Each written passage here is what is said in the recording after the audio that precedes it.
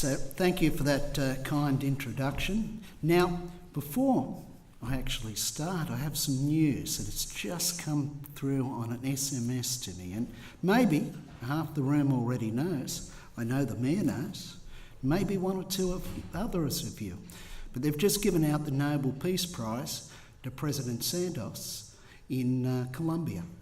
So now,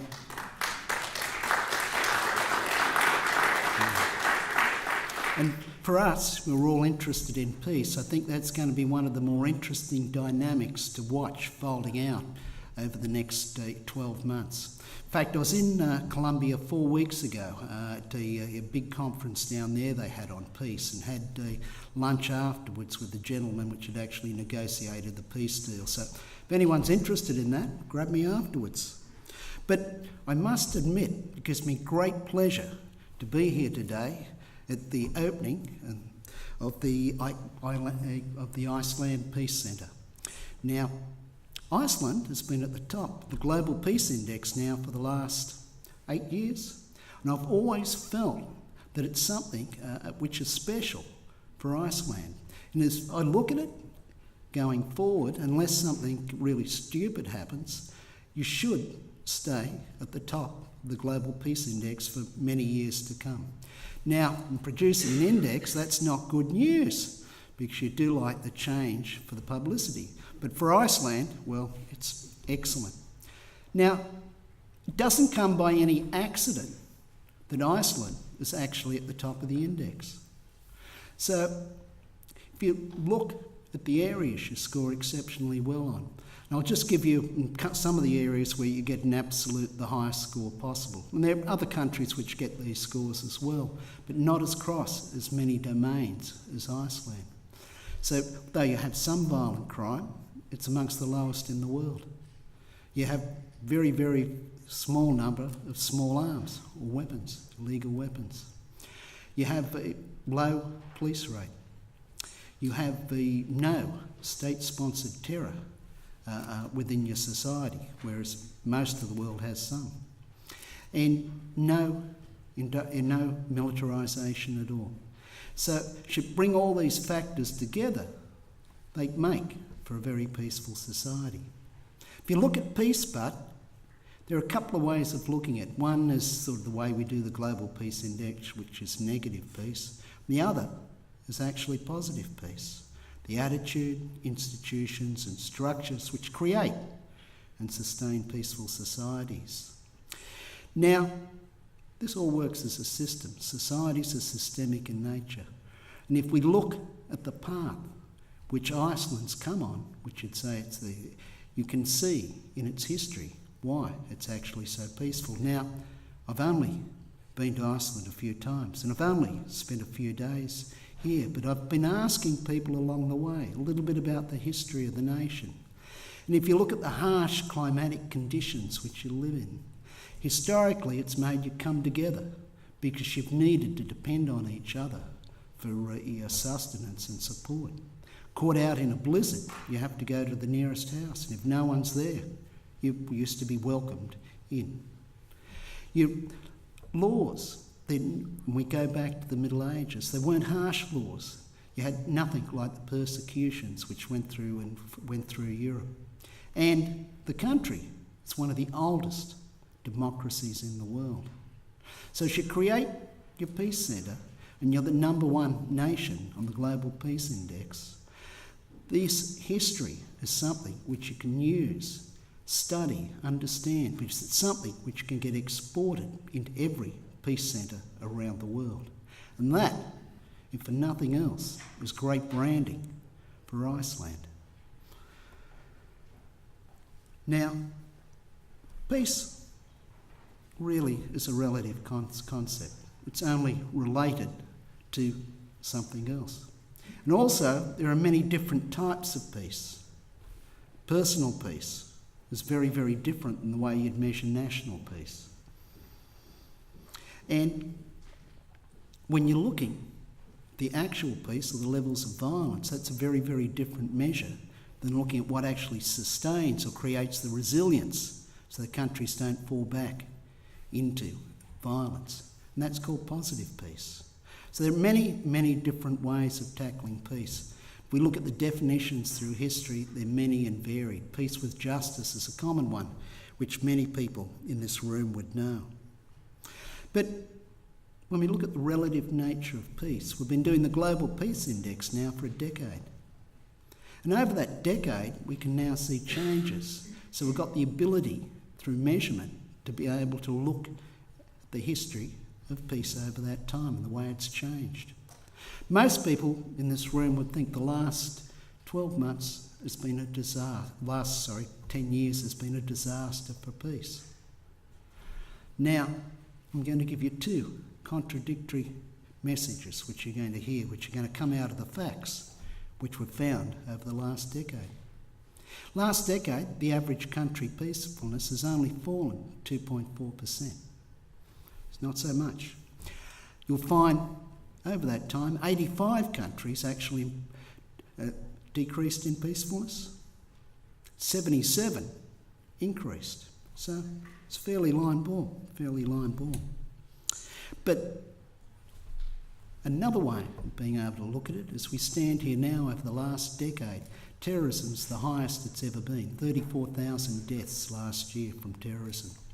We look at the number of refugees in the world, all-time high since the Second World War, 65 million. The number of battlefield deaths is the highest in 40 years, coming in at about 24,000. So that's one of the messages which can resonate. But there's another message which comes out through having statistics, which gives you more profound insight. That's the concept of a growing inequality in peace. What we're finding is the nations in the world which are most peaceful are actually becoming more peaceful.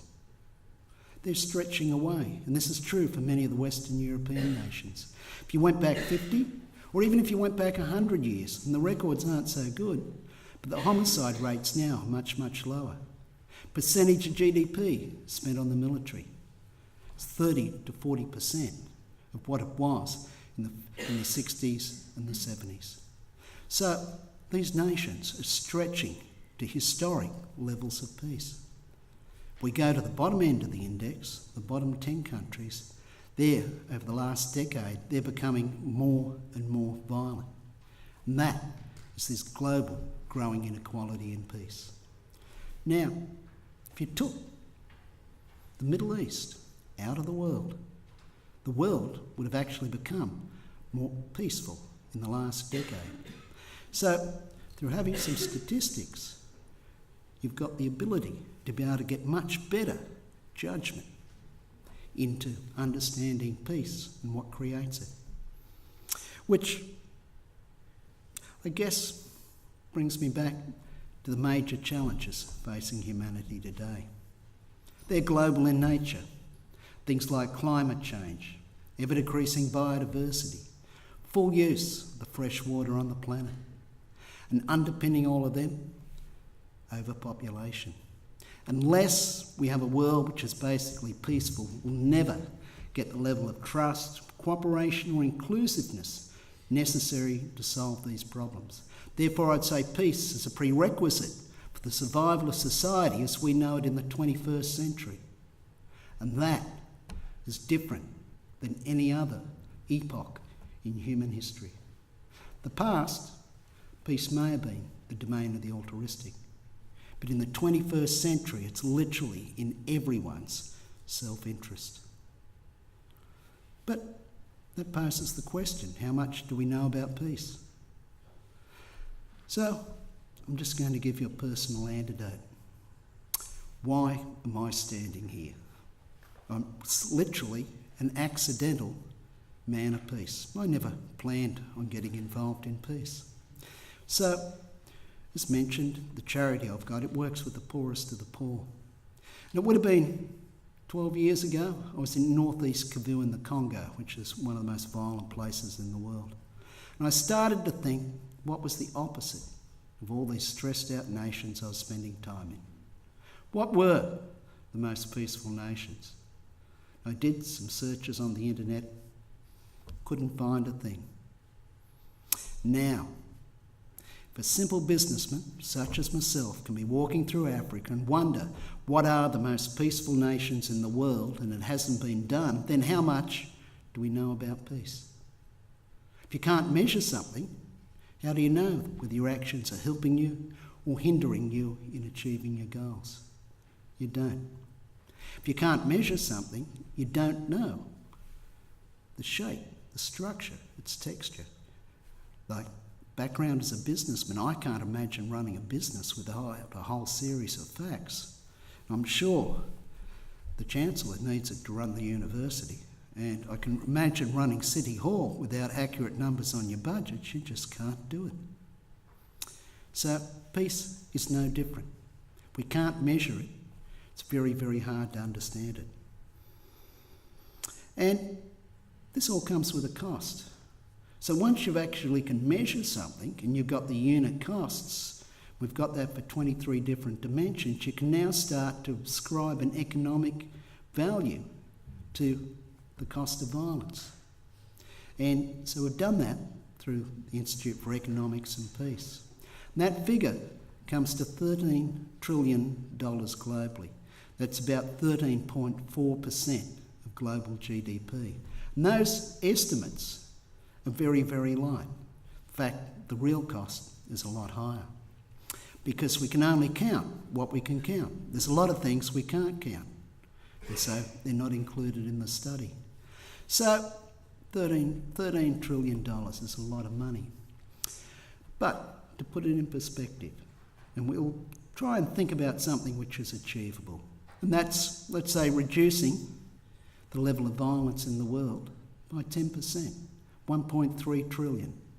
Now, 1.3 trillion is equivalent to the size of the worldwide food industry and it's the size of last year's foreign direct investments globally. So the amounts of money globally which can be freed for the economic development through reductions in peace is really quite profound.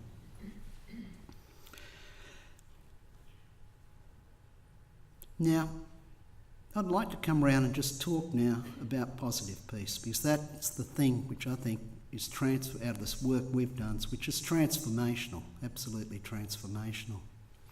So, if you've got the Global Peace Index, which is an accurate measure of 163 countries and 99.7% of the population of the world on their peacefulness, you can now use that to do statistical analysis. And that's what we've done at the Institute for Economics and Peace. We've got about 10,000 different data sets, indexes, attitudinal surveys, which is at national level, which is one of the larger collections in the world. And with that, we've run statistical analysis back against the Global Peace Index to arrive at what are those things which are associated with highly peaceful societies. In other words, the attitudes, institutions and structures which create or sustain peaceful societies. And so this body of work we've got, it's literally the only empiric mechanism for being able to derive peace. And we use really rigorous statistical and mathematical models to do it. Now, what comes out of that when we look at it is this structure, which we'll call positive peace, and it consists of 8 different pillars. And none of them are counterintuitive. They're things like well-functioning government, strong business environment, equitable distribution of resources, low levels of corruption, free flow of information, acceptance of the rights of others, good relationships with neighbours, and high levels of human capital. But they come together like a system. It's a bit like a glove. You cut one piece off the end of a glove, it no longer keeps you warm. So, systemic in nature, peace is. But when we look at positive peace, and we look at this framework, and we do the analysis back again, we find it in some ways describes an optimal environment for human potential to flourish. Because when we look at the pillars of peace, or positive peace, we find that it's statistically related with societies with stronger business environments, ones which are more inclusive within their societies. They'll be in terms of gender, religion, colour. Also perform better on ecological measures. the human development, the Millennium Development Goals. The countries which are stronger in positive peace perform much better on the Millennium Development Goals. We come back and we look at civil resistance movements in high positive peace countries. There are less on them. They last for a less amount of time, more moderate in their aims, more likely to actually achieve their aims, and at far, far, far less violence. And we also have just finished a study on resilience and adaptability. And the societies which are strong in positive peace have greater resilience and adaptability. In fact, you can see that in Iceland, and you may not even see it yourselves, but you can see it in Iceland with the global financial crisis and the crash which you had here, and the ability of the country to actually come back, the banking sector, and to be able to recover from the debt. Now, look at Greece. Greece is a mid-ranking positive peace country, but look how it's struggling. And where it came unstuck is the internal politics and the divisions within the country. And they're the kind of things which aren't quite as strong as you move up the scale of positive peace. So, positive peace, in many ways, we've used peace to get there, but it does describe an optimal environment for human potential to flourish. And it's transformational in the way it can review society. And certainly in the Western society at the moment, we need it. So we look at the measures of positive peace globally. 2 out of every 3 countries have actually increased in that over the last decade. But the country with the 3rd largest fall is the United States. And you can see that being played out in the current political dynamics in the US. Now, we'll move to Western Europe, or Europe. Although many countries are still improving their positive peace, many now are over. So if we look at Europe, it's been flat on positive peace in the last decade to slightly subsiding. So we need new ways of being able to envisage our societies, new ways of being able to develop them. So I was recently down in Zimbabwe, and we've been working there on 18 months with the group of people down there on positive peace. So they pulled in experts from Zimbabwe, mainly academia, some politics, Zimbabwe, Botswana and Zambia, to work out what would be some interventions they could do there to actually stimulate peace. Now, what they did, put on a conference at the end of it to put out the results. And so I went down for this conference and I was blown away because we had the Vice President, Mnangagwa, open the conference. He's in charge of the Defence Forces there, most likely to take over from Mugabe. We had the opposition there, MDP. We had civil society associated with the government, civil society associated with the opposition. And since independence, this has been the first time all 4 groups had been in a room together and able to agree on something. And it's mind-blowing. So what happens? Positive peace is systemic. So normally what we're doing is we're looking for a cause, we're looking for a problem, and we look for the cause, causality. So, and then when we find the problem, we want to fix it. But there's human beings there, and they always go, whoa, I'm not the problem. Now you're off into another fight. So, when you're looking at a system, which is very different than looking at the cause of a problem, you need to stimulate the whole system. So the process of looking at the 8 pillars was what's an intervention you can do for each pillar. And because it's forward-looking, we were able to get agreement on it, which is just one of the aspects of positive peace. Now, think about pathology. Go back to the 50s. Great breakthroughs in pathology. None of us, probably, are going to die of a heart attack young, or even curing cancers. So pathology is really important to study, and any doctors in the room would know that. But we'll move forward to, let's say, the 80s. We started to study healthy people, to understand what you needed to do to stay healthy. Right exercise, good mental disposition, correct diet. You're not going to learn any of those things through studying someone on their deathbed. Therefore, the study of healthy societies leads to an understanding of how to be healthy and an understanding of what the message of resilience really is. Now, I'll keep going for about 5 minutes and then I'll stop. I think I've got another 5 minutes left in me. So if we start to think, I'm going to move forward a little bit further with the concept of systems. So for all of us, causality, the understanding of it, cause and effect, is built into the very heart of our psyche. That's why we can catch a ball. It's why we can walk.